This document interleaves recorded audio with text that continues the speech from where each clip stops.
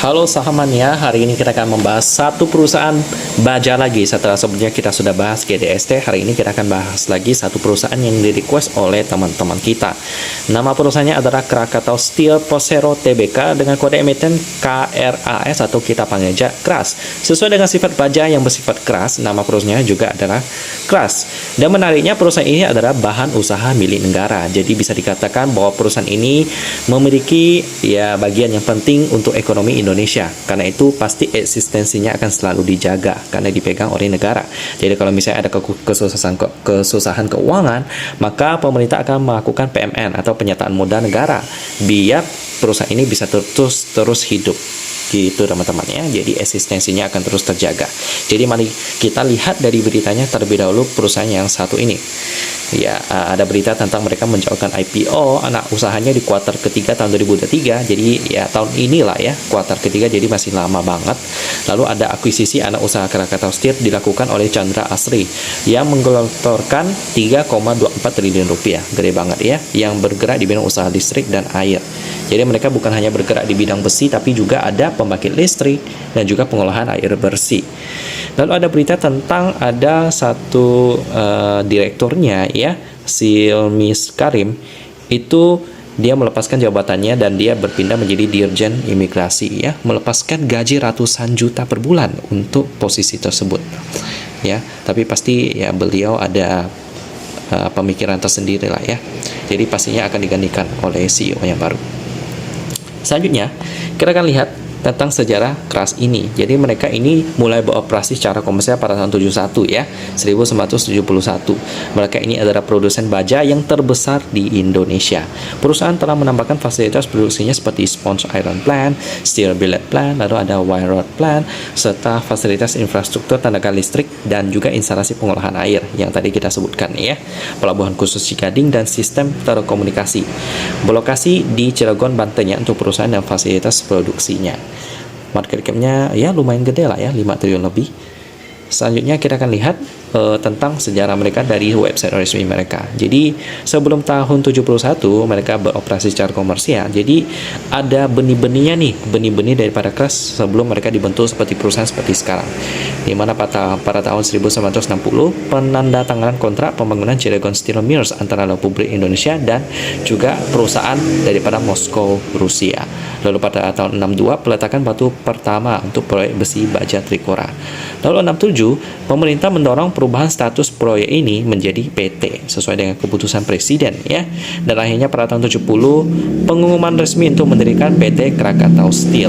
Lalu akhirnya diberikan mandat yang luas untuk membangun industri baja di Indonesia dan tahun 71 mereka memulai operasionalnya. Tahun 75 pembangunan PT Krakatau Steel tahap 1 dengan kapasitas produksi 500.000 ton per tahun. Itulah sekilas tentang perusahaan baja terbesar di Indonesia ini yang juga merupakan milik Indonesia. Produk-produk mereka ada apa aja seperti biasa lah ada juga hot coil atau plate, lalu ada cold rolled coil atau sheet yang berbentuk lembaran dan lain-lain di sini Untuk aplikasinya ada banyak banget, untuk pembangunan kapal, properti, dan tentunya pembangunan lain-lainnya. Prospeknya sih standar-standar aja bergerak di bidang besi saingan juga cukup banyak dari dalam negeri maupun dari luar negeri. Yang penting kalau mereka memiliki kualitas yang bagus, dapat menawarkan harga yang bersaing, mereka bisa bertahan di industri ini karena kebutuhannya juga lumayan lancar sih. Untuk pemegang saham, porsi masyarakatnya 20%, ini aman. Lalu ada negara Republik Indonesia, dia memegang 80% saham KRAS ini. Dari beritanya sih aman-aman aja Kebanyakan berita-berita tentang Indonesia, nggak ada sangkut pautnya dengan KRAS. Jadi sekarang kita langsung lanjut ke pembahasan laba daripada KRAS ini dan juga fundamental-fundamental lainnya. Bagaimanakah? Apakah menarik? Kita lihat dulu 2002 kuartal ketiga. Kita download dulu PDF-nya.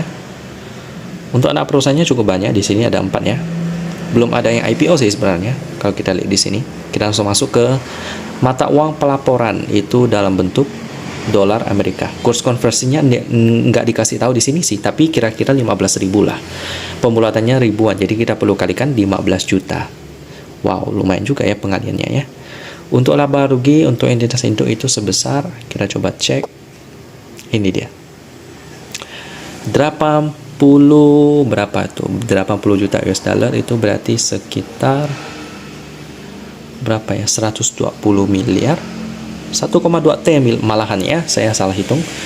Wow, gede juga. Dengan PER 3,47 kali, PBV-nya juga masih murah, 0,52 kali. Wow, masih murah. Cuman sayangnya liquidity-nya kurang sehat. Hutangnya memang masih gede ya, keras ini ya.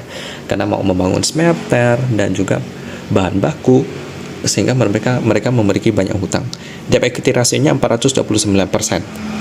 Ini berarti hutangnya 4 kali lebih gede daripada ekuitas. Kurang sehat.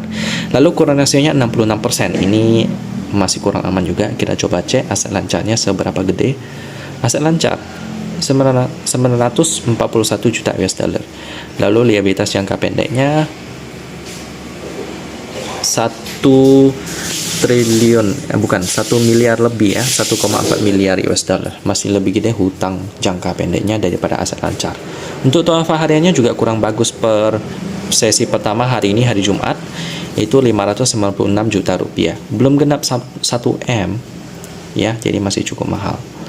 Jadi kalau keras ini labanya bagus, cuman kekurangannya adalah liquidity-nya masih kurang sehat. Jadi saya kurang sarankan masuk ke keras sih.